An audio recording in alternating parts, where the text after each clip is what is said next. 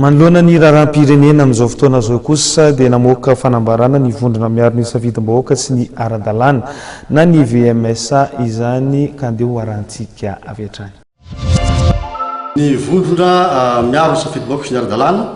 izay fantatra ny maro hoe VMSA dia tsy miala amin'ilay namorona anazy dia ny fanajana ny ara-dalàna sy ny safidim-bahoaka ka raha amin'izao andro misy atsika zao ny safidim-bahoaka dia ny filondra publika, les députés sy sénateurs, ny ben'ny tanàna sy ny conseil municipal sy communal reo zany ny safidim-bahoaka amin'izao ka reo zany dia arovan'ny VMSA satria ara-dalàna sy safidim-bahoaka ka eto zahay dia manao antso avo amin'ny vahoaka malagasy mba tsy voarebirebiny reo olona sasany zay tsy mikendra fa tsy tombotsoany fa te hiala amin'ny ara-dalàna sy ny safidim-bahoaka. Tsy tombotsoantsika mihitsy, tsy tombotsoan'ny firenena ny mandravaefa, ny mikorontandava sy ny sisa sy ny sisa.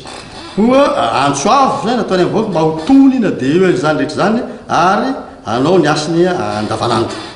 Ary ny antso koa moa zay anatrehan'izany satria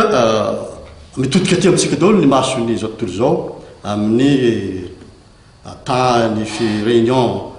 nino zany ny fivorena tampony amin'ny COMESA ary ny francophonie zay mbola ho avy ka tsy tokony atsika tompotrano ray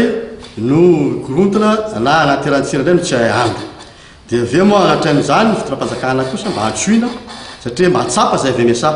fa misy olona mihitsy